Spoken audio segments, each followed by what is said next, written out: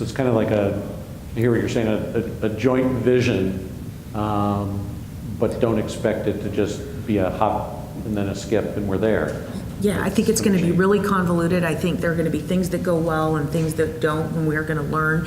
And someone's going to do something. I do think disruption in the building process, how that collaboration happens between architects and engineers and owners, I think that's going to be a really interesting thing to watch because it has implications across the board. Well, that was going to be my next question. So, Bhavani, let me give you a chance to talk about whether you see, business models changing, then we'll follow up on this disruption theme. Sure.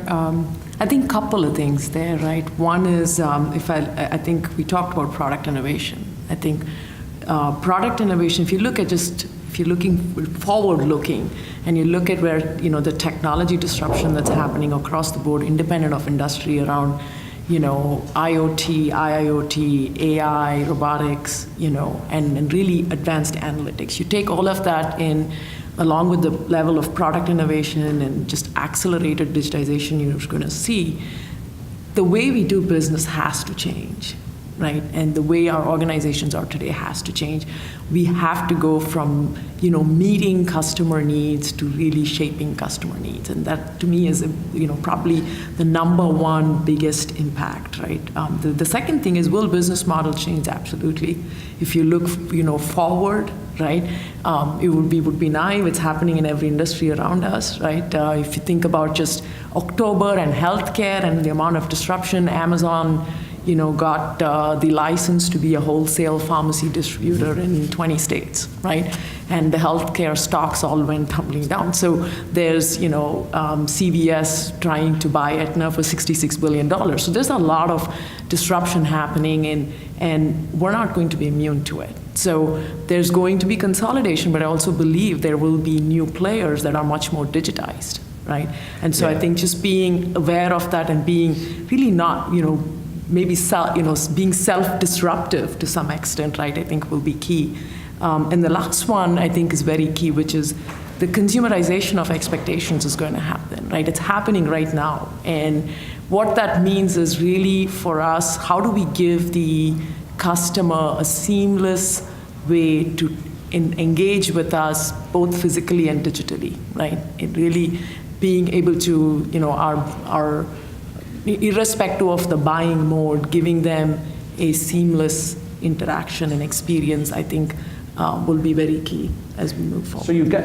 So that's great. And so what I'm, again, what I'm hearing is we've got to collaborate more.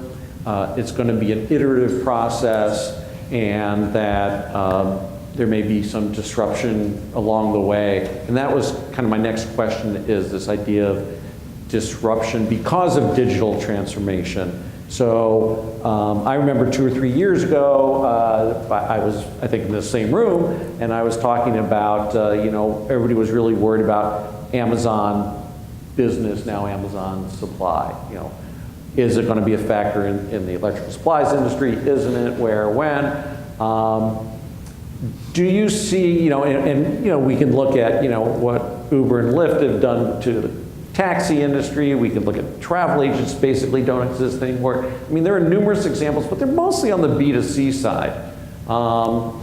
So, Bhavani, you already talked a little bit about disruption, and Molly, you brought it up too, but I'm just wondering, do you see either internal disruption or external disruption in the sense of, the obvious example would be, an Amazon, an online. I don't need salespeople calling on customers. But Molly, you I think broadened it to this idea of how architects and engineers, we have much more complex buying process. Just your thoughts on, could we be disrupted from outside? Should we be disrupted, or how could we be disrupted from inside?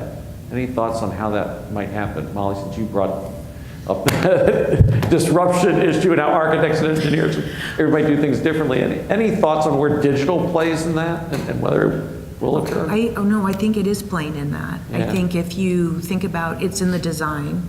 So I think Katerra is a company that if I were building If I were a multifamily housing builder who built apartments or rentals, Yeah. I would be looking at Katerra because price of land doesn't change at all. It only gets more expensive because it's a limited commodity. So you're looking at a company that is taking significant cost out, and all of the money behind Katerra is technology money. It's Oracle, it's Foxconn, it's Salesforce.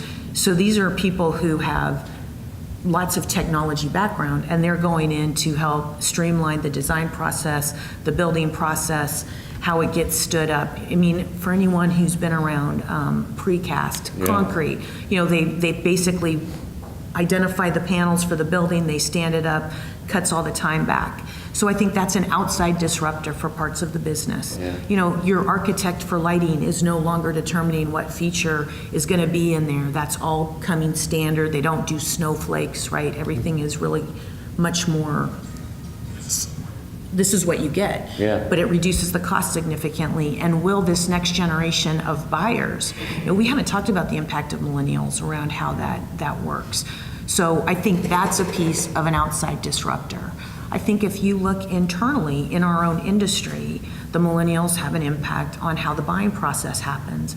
CEB's research has just come out, and if you take 100 hours of a buying process, so let's just say a whole 100 hours, 22 of those hours are individual online research that they do without talking to anyone. Yeah. But another 18 hours are talking to friends, their networks, their trade shows to evaluate. And as suppliers or as distributors, there's only 17% of the time in front of a purchaser on something. Now, complexity would impact that, right? More complex sales, there's all these other factors. But in general, that's changing how they expect to interact with us and the pace at which we've got to provide information and accuracy and all those other things, which are driving the kinds of tools that we're all talking about for that. So I think that's that's internal to our industry that's going to drive some of that change. But those external influences of collaboration and how do we go faster and take money out of that chain is going to matter. Yeah, good point.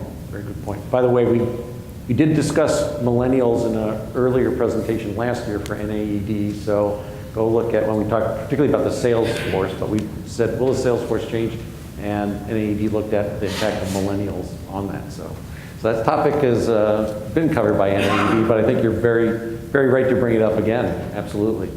Drew, your thoughts on whether the industry, could be disrupted? Could somebody come in from left field and/or we change it ourselves before someone does that because of digital? Yeah, I think so. I think one of the things, again, not to repeat anything, and I agree with what's been said. Yeah. I think digital by nature is just going to completely allow for that, right? And I look at it as even at the very tactical levels and some things we're dealing with, which is, all the information in the world is out there on your products. And I think even back to, we talked a lot about it, what we're trying to do is build, let's say, better product documentation, better marketing, those kind of things. And the challenge is going to be somebody who's just, by nature digital comes along and finds out a better way to deliver that, right? Now they are influencing that. And as a manufacturer, you're not. So I'm sitting here publishing, spec sheets and, bylaws and all of that. But if I'm failing to figure out how to get somebody to interpret that or influence specifications, do those kind of things, all it takes is somebody who's digital to say, I'm going to come along, I'm going to scrape that, and I have an easier way to deliver that to the person who's making those decisions because I'm not sitting there, right? And I think that's just, again, we see it, and I see it in some of these areas where you're seeing new technology companies that are doing things like you talked about where traditionally nobody's been playing. Right. And all it takes is somebody to come in and say, hey, here's all this information. It's commodity based in some areas, it's this. How do I deliver that? And then frankly, how do I build that relationship? So we talked about it. I mean, first guy who comes along and builds a standard connector to Eclipse, wins the game, right? Kind of a thing. And I think that's going to be a key. Yeah, you had brought up earlier this idea of, distributors don't want to go to 5 different platforms and manufacturers don't want to create 70 different versions of it. So, somebody can come in from the outside and say, I'm the intermediary and I'll do that, right? Exactly, absolutely.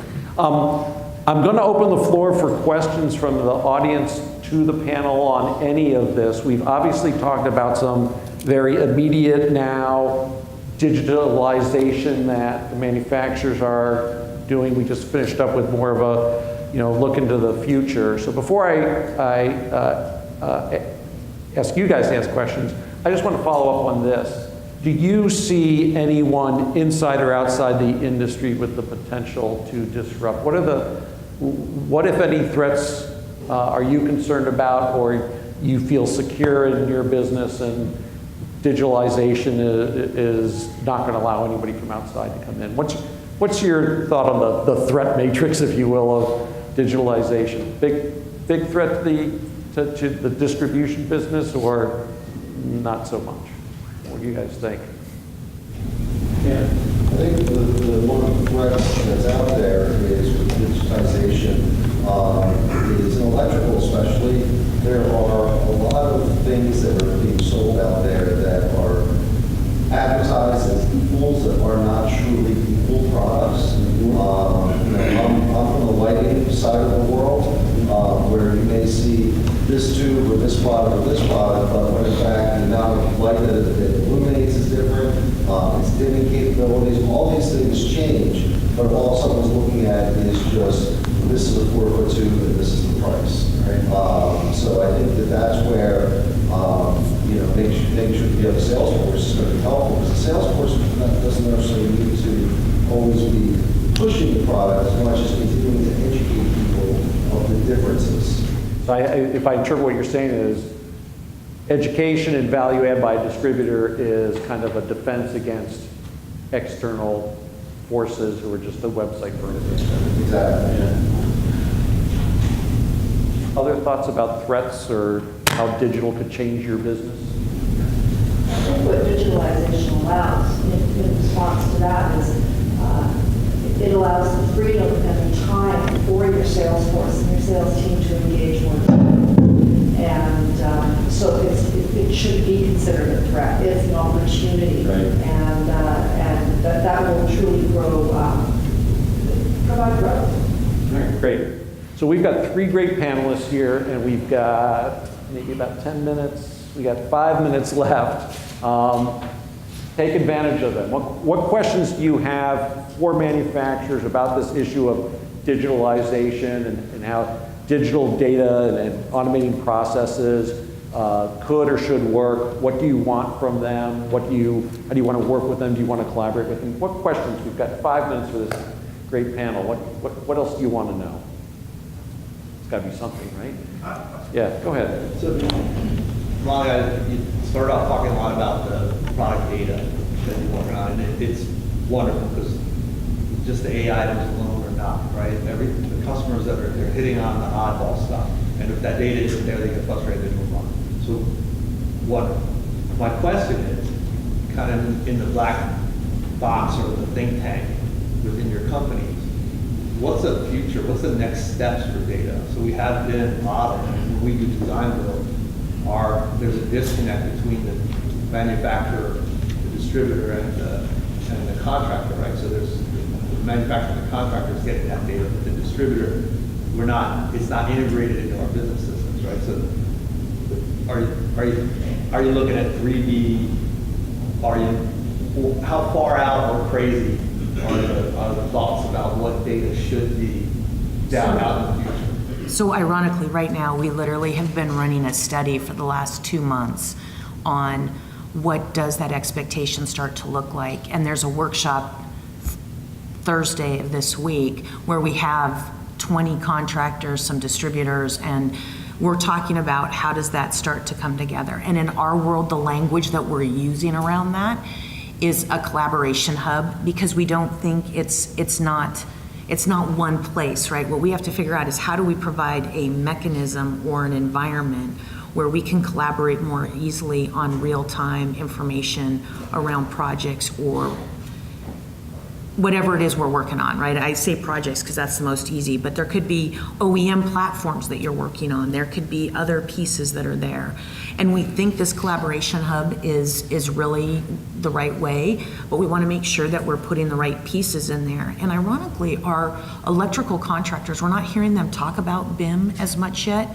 They're still, they don't seem to be quite there with that. So the other thing is we want to to your point, we don't want them to hold us back, but we also don't want to be so far out in front that we're putting things out there they're not ready for. So it's finding that balance and that collaboration hub. So that's how we're approaching it. So I don't know that we have the answer, but we're going to be launching something through the first 6 months of next year to start to try to pull that together and provide an environment for that. And that's what we're working on. Other comments on that So I question? think from a Squarity perspective, we've got, we talked about kind of the mode 2 investments, and layout fast has been an area of investment for us around BIM modeling and 3D modeling. And what we will be doing going into 2018, we will be piloting one of the, to take one specific configurator and actually drive that into the core SE Advantage platform. And, to your question on, business systems and how do you actually integrate it. So that would be our first experience of actually doing the 3D modeling aspects of it inside the platform. But that's really what we want to do, is take our mode 2 investment and move it to mode 1 and operationalize it. So we will be looking at that in 2018. I'd like to thank our 3 panelists for an excellent discussion. Thank you very much. And I hope you guys enjoy the rest of the NAAD conference.